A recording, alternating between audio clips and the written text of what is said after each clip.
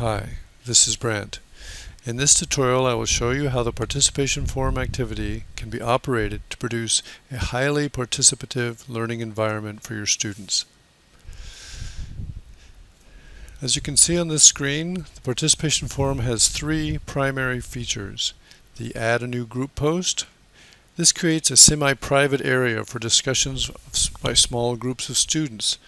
Size 3 to 8 is recommended. I like size 5. Second, it appends detailed task design instructions below the forum topic questions, which describe the types of posts expected, such as a group post, a first post by each student, questions, answers, and finally a reflective post. Last, and perhaps most important, it automatically generates a rating of participation based on the level of activity by each student, up to 10 points available, and stores it in the course gradebook. So I'll demonstrate these three features. So here's our example forum, and you can see the topic questions, and then the dividing line here, and the instructions about adding a new group post. That should be one member of each group should click Add a New Group Post. The teacher can set up the groups, perhaps the first forum, and after that train the students how they can do that to take that workload off the teacher. This post will automatically restate the discussion topic questions. And the student should put in the group name in the subject line and some text such as perhaps the group member names usually works well. Note that this post gets no rating. Let's go ahead and do that. So there's the button, Add a New Group Post. So notice that it's restated the topic questions, and I'll just put Group 1, and I'll say Group 1 member names, Brant, and Hima, and Sue. Create my group post.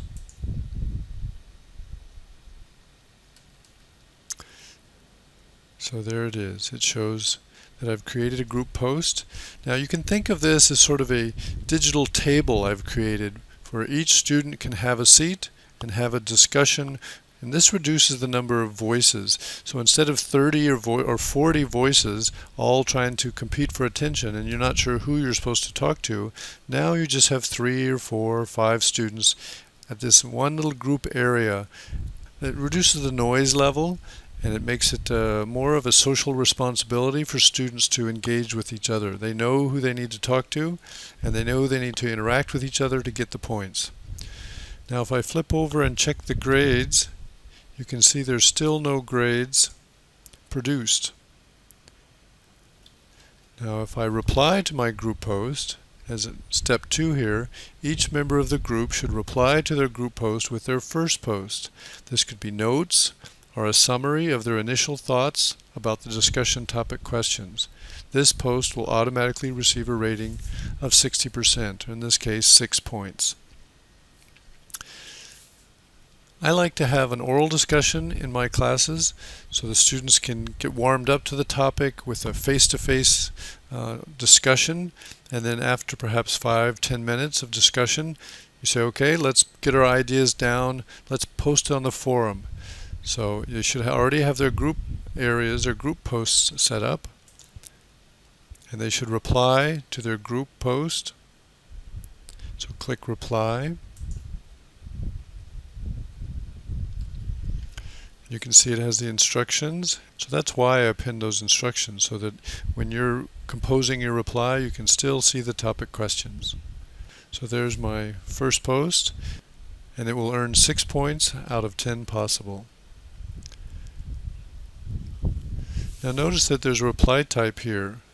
Substantive contribution is the default to go ahead and earn points, and it cannot be changed on the first post. You can also attach a file there, a Word document or JPEG, PNG file, but I'll go ahead and click on Post to the Forum. Your post was successfully added, and there it shows up in my group area, Group 1, And there's my post. Now I could have changed the subject to first post, but let's go over and check the grade. There it is. I've earned 6 points for Brant. And now if I do a reply, so now I'm pretending to be another student in group 1, and I'm going to post a reply to Brant. Now I'm going to demonstrate one of my group mates asking Brant a question. So you can see question for Brant. Now I teach my students to go ahead and address whoever it is they're talking to, so it's very clear who you're addressing. So, hi Brant, I see that you said that roses are red. Why do you think this is true? So now when I post it to the forum, this is my second post, so it should earn me 8 points out of 10. There you go. So 2 posts earn 8 points out of 10. My third post, I'll do a reply to that. And now this is the answer. Okay, so now I'm demonstrating an answer back to that student. So I put the subject, answer for other student. Hi, other student. I think just because of the pigments in the rose petals, signed Brant. And this is a substantive contribution. And I'll post it to the forum. And now I should have 8.67. Let's go take a look.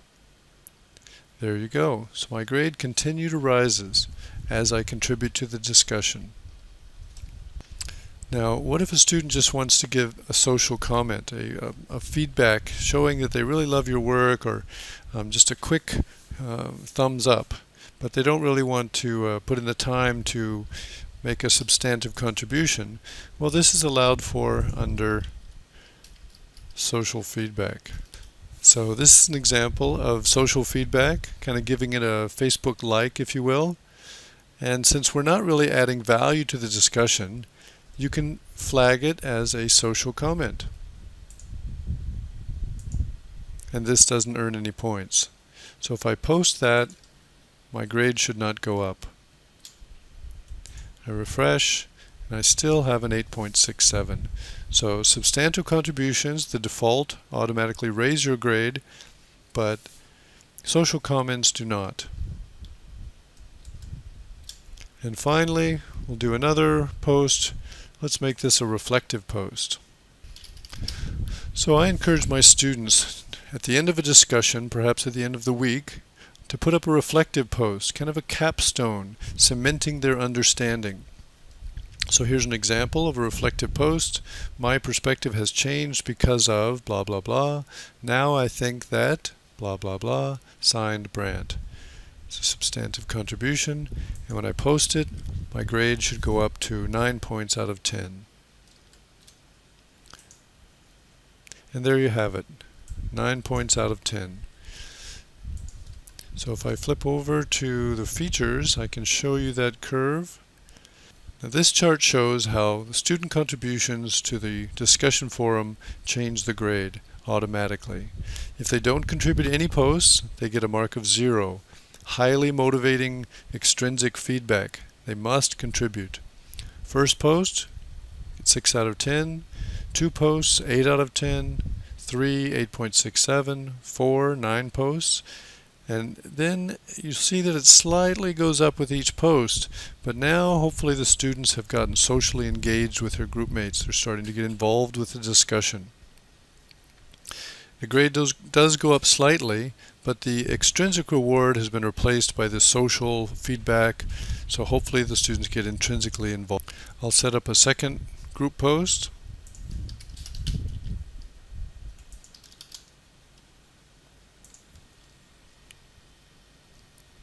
Now here you can see that I have 2 group areas set up, group 1 and group 2.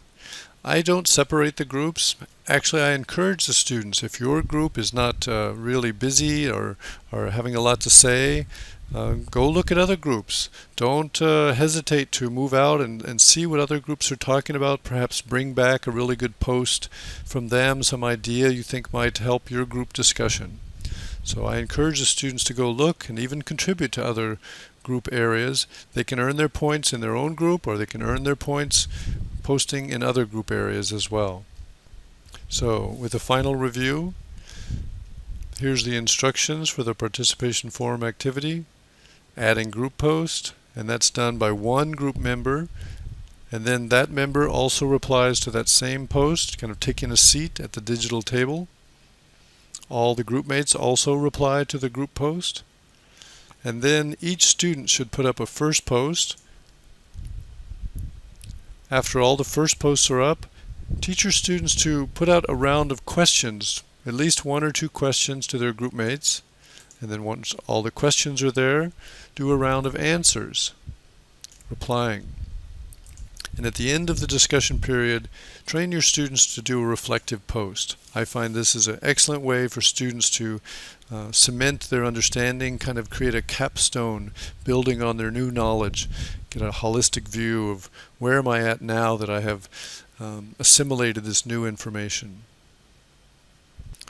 Each student should put up a minimum of 4 posts to get 9 marks out of 10, but the mark does continue to rise.